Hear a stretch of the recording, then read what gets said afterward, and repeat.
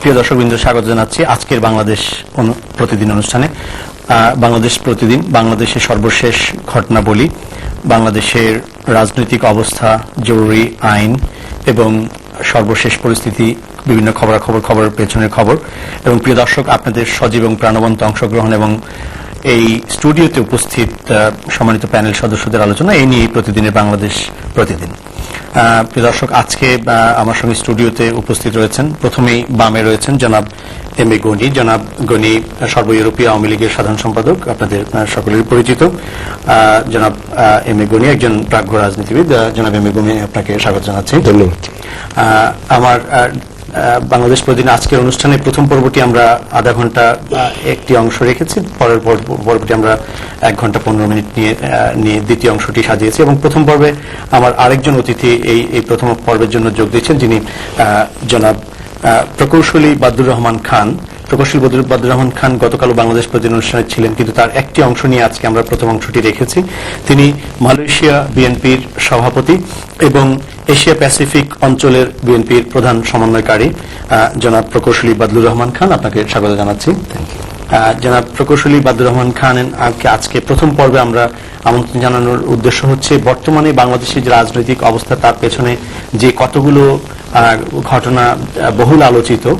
প্রিয় দর্শক, আপনাদের আমরা স্মরণ করিয়ে দিতে চাই, তার পেছনে বহুল আলোচিত ঘটনাগুলোর মধ্যে লগি বৈঠা, তার পেছনে বহুল আলোচিত ঘটনাগুলোর মধ্যে প্রফেসর ইয়াজউদ্দিন আহমেদের নেতৃত্বাধীন তত্ত্বাবধায়ক সরকারকে কেন্দ্র করে বিতর্ক, রাষ্ট্রপতি কর্তৃক প্রধান উপদেষ্টার দায়িত্ব গ্রহণ, এই নিয়ে বিতর্ক, নির্বাচন কমিশনার নিয়োগ, সহিংসতা এবং 22শে জানুয়ারি নির্বাচনকে কেন্দ্র করে উত্তেজনা এবং সহিংসতা, এবং তার জের ধরে দুজন নির্বাচন কমিশনার নিয়োগকে কেন্দ্র করে মহাজোটের নির্বাচন থেকে সরে দাঁড়ানো, এবং সর্বোপরি 11ই জানুয়ারি দেশে জরুরি আইন এবং সামরিক ব্যাকড গভর্নমেন্টের ক্ষমতা গ্রহণ। এর মধ্যে আরো বহুল আলোচিত ঘটনাগুলোর এই প্রেক্ষাপটে বিএনপি আওয়ামী লীগের আলোচনা ভেস্তে যাওয়া, মালয়েশিয়ার বিষয়টি ঘুরে ফিরে নানাভাবে আমাদের রাজনীতিতে গত কয়েক মাসে আলোচিত হয়েছে। সেই অংশটি নিয়ে আমরা আজকে প্রথম কয়েক মিনিট 20-25 মিনিটে আমরা কিছু জানার জন্য প্রকৌশলী বাদুর রহমান খানকে আজকেও আমরা স্টুডিওতে আমন্ত্রণ জানিয়েছি। আমি সরাসরি আমার প্রশ্নে চলে যাব এবং আজকে যে ফুটেজগুলো এবং ফোকাল ইস্যুসগুলো রয়েছে আমি কিছুক্ষণ পরে বলছি আজকের ফোকাল ইস্যুসগুলো। প্রিয় দর্শক, আমি জনাব প্রকৌশলী বাদুর রহমান খানকে জানতে চাইব, বিএনপি বেগম খালেদা জিয়া নেতৃত্বাধীন সরকারের বিভিন্ন যে বিরুদ্ধে দুর্নীতির অভিযোগ, তার মধ্যে মালয়েশিয়ার বিষয়টি ঘুরে ফিরে এসছে। মালয়েশিয়াতে অর্থ পাচারের অভিযোগগুলো এসছে বারবার, এবং এর সঙ্গে যতটা না বেগম খালেদা জিয়ার নাম উচ্চারিত হয়েছে তার চেয়ে অনেক বেশি উচ্চারিত হয়েছে তারেক রহমানের নাম, যিনি বিএনপির যুগ্ম মহাসচিব হিসেবে দায়িত্ব পালন করেছেন, এবং তার মালয়েশিয়া একটি যোগাযোগ ছিল বলে বিভিন্ন সময় অভিযোগ করা হয়েছে এবং সংবাদপত্র এবং মিডিয়ায় এসছে। বাদুর রহমান খান, এই সম্পর্কে আমি আপনার প্রথম স্টেটমেন্টটি জানতে চাচ্ছি।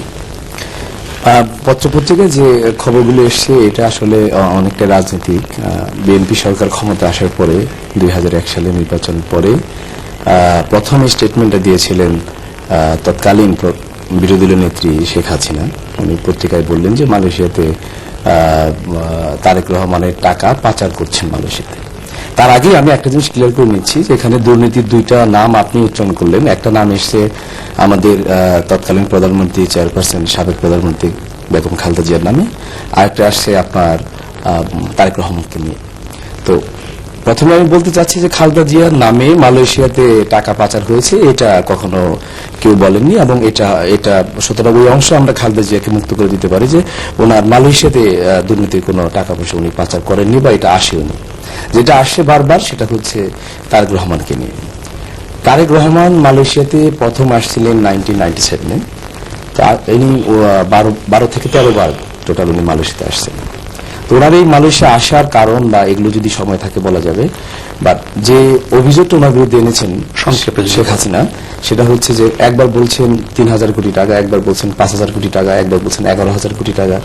এখন সর্বশেষ আমরা শুনলাম ওনাকে ধরার আগে, অ্যারেস্ট করার আগে 22000 কোটি টাকা। আর কিছুদিন আগেই আমাদের দুদকের সচিব বলেছেন যে ওনার বিরুদ্ধে এই সংক্রান্তীয় সমস্ত অভিযোগের কিছুই পাওয়া যায়নি। তা আমার বক্তব্যটা হচ্ছে যে আসলে আমরা উনি টাকা পাঠিয়েছেন কি পাঠান নাই এটা আমি বলবো, অবশ্যই বলবো উনি পাঠান নাই। ওনারা যারা অভিযোগ দাঁড় করিয়েছেন তারাই আবার বলে দিয়েছেন যে কিছু পাওয়া যায়নি। আর এর আগে আওয়ামী লীগ গভর্নমেন্টের সময় ওনার বিরুদ্ধে একটা কেস হয়েছিল। এর আগে বলছিলেন যে উনি 91 to 96 তারেক রহমান অনেক টাকা চুরি করেছেন, এই করেছেন, সেই করেছেন, হাজার হাজার কোটি টাকা, শত শত কোটি টাকা। আবার যখন 96-এ আওয়ামী লীগ ক্ষমতায় আসলেন, তখন ওনার বিরুদ্ধে যে কেসটা করা হলো সেটা হচ্ছে 1,80,00,000 টাকা, 80 লাখ টাকা। 1,80,00,000 টাকা উনি ব্যাংক থেকে লোন নিয়েছিলেন ওনার যে বাড়িগুলো আছে, বাড়িগুলো মর্গেজ দিয়ে, সেগুলোকে বিতর্কে এনে ওনার বিরুদ্ধে কেস দাঁড় করিয়েছিলেন ব্যবসার ব্যাপারে। তো পরবর্তীতে সেই কেসগুলো আইনি লড়াই করে সেই কেসগুলো টেকেনি। আমি যেটা বলতে চাচ্ছি, 91-96-তে যেমন অভিযোগ করা হয়েছে যে শত শত অথবা হাজার হাজার কোটি টাকা, ঠিক সেরকমই পরবর্তীতে মামলা দেওয়া হয়েছে আওয়ামী লীগ সরকারের পক্ষ থেকে মাত্র 1,80,00,000 কোটি। অর্থাৎ এবারের ব্যাপারটিও আমি আপনার কাছে প্রকৌশলী বাদল, আমি আপনার কাছে আবার আসছি। আমি জনাব এম এ গনি, একজন প্রাজ্ঞ রাজনীতিক এবং আপনার দীর্ঘদিনের রাজনৈতিক অভিজ্ঞতা রয়েছে। আমাদের রাজনীতিতে প্রায় অভিযোগ পাল্টা অভিযোগের একটা কালচার লক্ষ্য করা যায়। এইবারের রাজনৈতিক বিতর্কগুলোর মধ্যে অন্যতম বিতর্ক হচ্ছে তারেক রহমান এবং তারেক রহমান বিদেশে সম্পদ পাচার করেছেন, এবং প্রকৌশলী বাদুলুর রহমান, যিনি মালয়েশিয়াকে কেন্দ্র করে বিতর্কের অন্যতম একজন, মালয়েশিয়াকে কেন্দ্র করে যেহেতু বিতর্কগুলো হয়েছিল, সেই অংশের বিএনপিকে নেতৃত্ব দিতে চাচ্ছেন। আপনি তার বক্তব্যটা শুনেছেন, তিনি বলছেন এই টোটাল বিষয়টি রাজনৈতিক এবং 91-96-তে যা হয়েছিল এবারও তা হয়েছে। আপনার বক্তব্য কি?